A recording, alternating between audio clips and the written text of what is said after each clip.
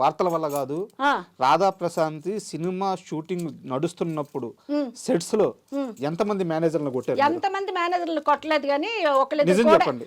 కో డైరెక్టర్ని కొట్టాను, ఇద్దరిని, ఒక మేనేజర్ని కొట్టాను. ఎందుకు అంటే ఎర్ర సూర్యుడు షూటింగ్ అప్పుడు ఇప్పుడు పెద్ద ప్రొడ్యూసర్ అయిపోయాడులేండి ఆయన. ఎందుకులే, ఇప్పుడు స్టార్ ప్రొడ్యూసర్లు, స్టార్ హీరోలు వాళ్ళ అబ్బాయిలు. అప్పుడు ప్రొడక్షన్ మేనేజర్ అతను. బట్టలు మార్చుకుంటుంటే నేను ఇలాగ తలుపు తీశాడు. తలుపు తీస్తే నేను బట్టలు మార్చుకుంటున్నానండి, సారీ అని గడపెట్టిన తర్వాత దబా దబా దబా దబా కొడుతున్నాడు. ఎందుకు అక్కడ ఇరిటేషన్ వచ్చింది నాకు. జాకెట్ చీర మార్చుకోవాలి, చేంజ్ అన్నారు డ్రెస్సు.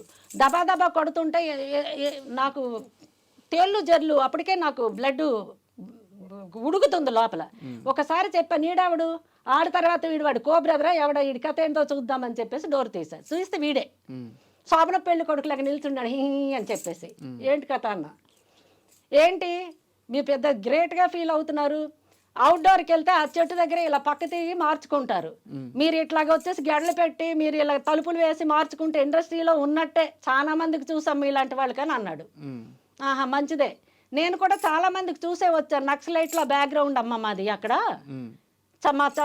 నేను నాతో చదువుకున్న వాళ్ళందరూ నేను అక్కడ ఇదిగో న్యాయం జరక్క అందమ్మడి వెళ్ళిపోయారు, నేను పొరపాటుని ఇటు వచ్చాను.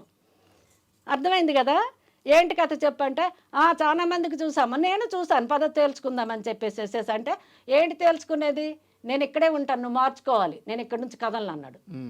అంతే, సరే నువ్వు అక్కడే ఉండు, నేను కూడా నేను మార్చుకున్న తర్వాత నేను ఇక్కడ ఏదో సెటిల్ చేసుకుంటానని చెప్పేసి లాగే అక్కడే. మరి అది తిరగటం లేదు, వెళ్ళటం లేదు, నేను ఎక్కడ మార్చుకోవాలి. ఒక్క తన్నాక ఆ కాలర్ పట్టుకొని చెల్లపద డైరెక్టర్ దగ్గర కన్నా, నువ్వు ఇక్కడ ఉంటుండగా మార్చుకోవడానికి నాకు తాళి కట్టిన మొగుడువా కాదు, నువ్వు ఉంటుండగా నేను మార్చుకోవడం ఏంటి? తాళి కట్టిన మొగుడైనా మూడు బాగుంటే ఎస్ అనాలి, లేకపోతే దొబ్బియాలి. నాకు మూడు వచ్చింది అంటే యాక్ట్లో కూడా బలవంతం చేయకూడదండి భార్యకి.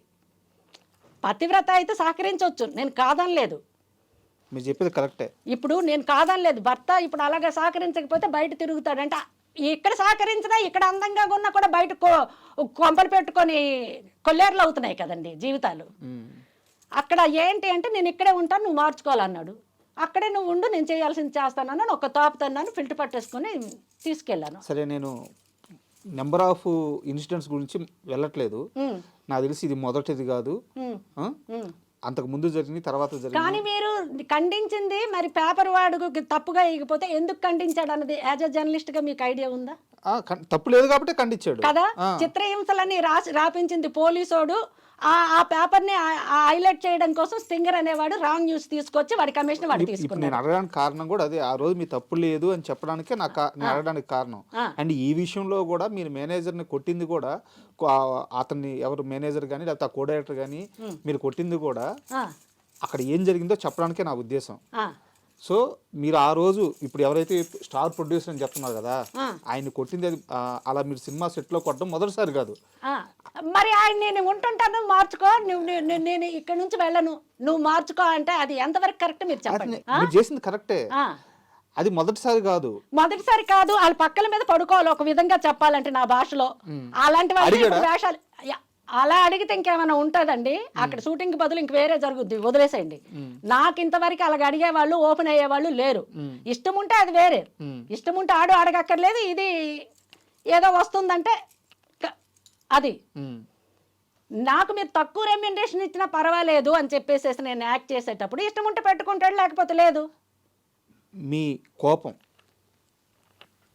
మీరు వెళ్ళే తీరు, మీ అగ్రెషన్ ఇవన్నీ చూసి ఒక స్టార్ హీరో పిలిచి, రాధా ఇండస్ట్రీ ఇలాగే ఉంటది, నువ్వు కాస్త సర్దుకుపోయి ఎంత అగ్రెసివ్గా కాకుండా స్మూత్గా చెప్పుకుంటూ ఇలాంటి వెధవల్ని దాటుకుంటూ ముందుకెళ్ళాలి, ఇక్కడ కాస్త సర్దుకొని పోవాలి, నేను తప్పు చేయమనట్లా, కానీ తప్పు చేయమని అడిగే వాళ్ళని సున్నితంగా తప్పించుకొని వెళ్ళు, అలవాటు చేసుకో అని మీకు సున్నితంగా చెప్పిన ఒక స్టార్ హీరో ఉన్నారు. ఎవరు స్టార్ హీరో? ఎవరబ్బా? ఎవరు మీకు ఈ మాటలు చెప్పింది? ఏఎన్ఆర్ గారు చెప్పలేదా మీకు ఈ విషయాలు? ఏఎన్ఆర్ గారు చెప్పారు. ఏఎన్ఆర్ గారు ఎందుకంటే నేను ఆయనకి మర్చిపోయాను, ఫస్ట్ అడ్వైజ్ ఇచ్చింది అతనే. సినిమా ఫీల్డ్లో ఉండాలి అంటే అమ్మ అన్ని రకాల వాళ్ళు ఉంటారు. ఉమ్, నువ్వు చూస్తే పల్లెటూరు నుంచి వచ్చిన ఒక లంగా ఓణి ఆ 2 జడలు ఆ టైప్ కాదమ్మా ఇండస్ట్రీ. ఉమ్, అన్ని అటు సముద్రంలో ఎన్ని జంతువులు ఉంటాయో ఇక్కడ అన్ని రకాల మనుషులు ఉంటారు. ఆయన నిజంగా ఆయనకి నన్ను క్షమించండి, ఏఎన్ఆర్ గారు, ఎన్టీఆర్ గారు వాళ్ళు ఎక్కడున్నా వాళ్ళు మాకు ఆదర్శం. ఉమ్, మాలాంటి ఆర్టిస్టులు ఎంతోమందికి వాళ్ళు ఉన్నా లేకున్నా ఆదర్శం. దాసరి గారు, రామానాయుడు గారు, ఎందుకంటే వాళ్ళు ప్రపంచాన్ని మంచో చెడో అందరూ తప్పులు చేస్తారండి. ఇప్పుడు మేము కూడా నేనేదో పెద్ద గ్రేట్ అని చెప్పటం లేదు, నాకు కోపం లేదు, ఇంకొకటి లేదు. నేను అక్కడ నిల్చుంటాను, మార్చుకోవాలనుకుంటే మీకైనా కోపం వస్తుంది మీరు నా ప్లేస్లో ఉంటే. ఖచ్చితంగా. ఇప్పుడు మీకు అదే కేసు ఏదైతే ఇప్పుడు జర్నలిస్టు తప్పుడు రాతలు రాశాడో, పోలీసుడు తప్పుడు కేసు పెట్టాడో, మీకైనా అంతే రక్తం ఉడుతుంది. ఉమ్, అది అయిపోయిందా? ఇవన్నీ నన్ను తొక్కేయటానికి చేసిన ప్రయత్నాలు. అక్కినేని గారు అయితే మాత్రం అన్నపూర్ణ స్టూడియోకి ఆయన రూమ్ ఒకటి ఉండేదండి, ఒక రాక్ ఉంటుంది లోపల. ఇప్పుడు కూడా అది ఆ రూమ్ ఉండొచ్చు. అప్పుడు ఆయన ఆఫీస్లో కూర్చుంటే వెళ్ళేవాళ్ళం. ఈ అడ్వైజులు ఇచ్చేవాళ్ళు. వాళ్ళు కీలు గుర్రం అప్పుడు ఏం జరిగింది, మనవరాలు ఏదో అదేది మీనా యాక్ట్ చేసింది, అవును, సీతారామయ్య గారి మనవరాలు, అక్కడ ఏం జరిగింది ఈ మొత్తం. నేను అప్పుడు కీలుగురం సినిమా అప్పుడు ఇప్పుడు అంత ఇది లేవు కదా, ఇవేవో కొబ్బరి డొప్పల్లో వెన్ను పెట్టుకునేవాళ్ళు ప్యాడింగ్స్.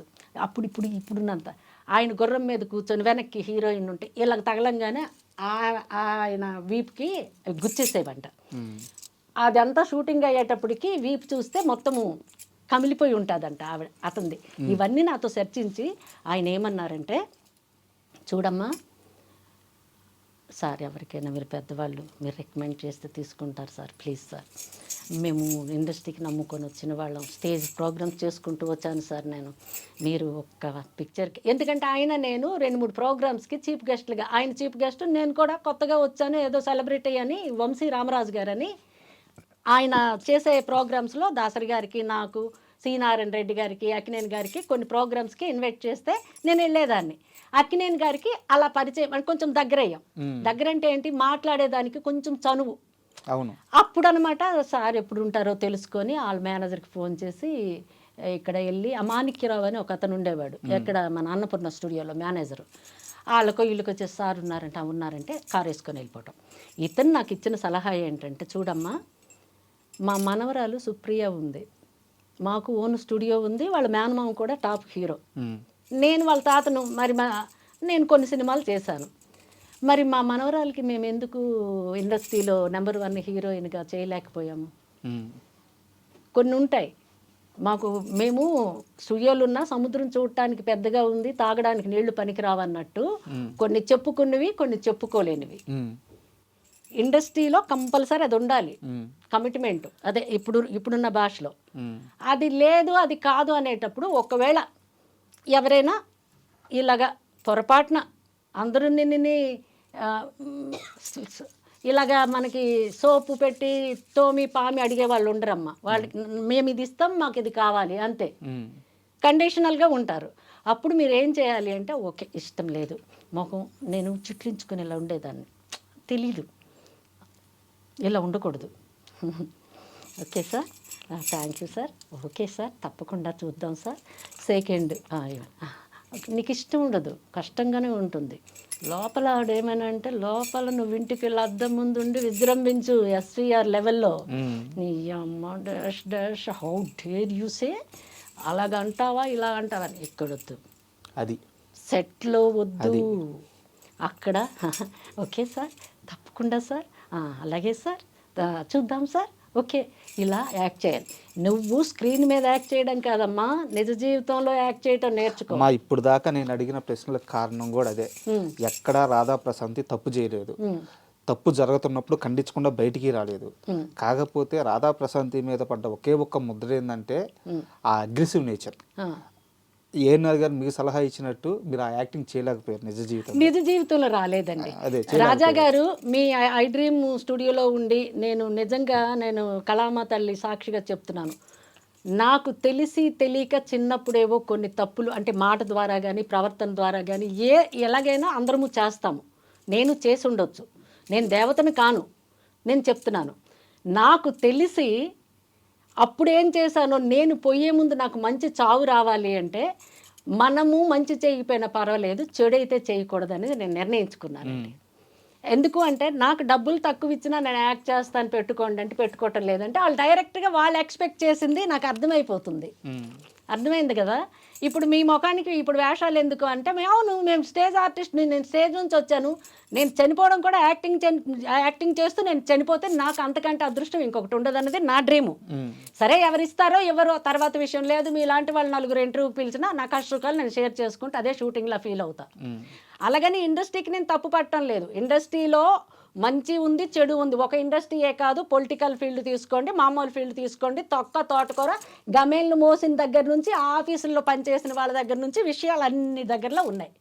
ఒక్క ఫిలిం అన్ని రాధాప్రసాద్కి తెలుసు, అన్ని ఎక్కడ లేదు అని మీరు అడగండి. బట్ నేను ఇంకో మాట కూడా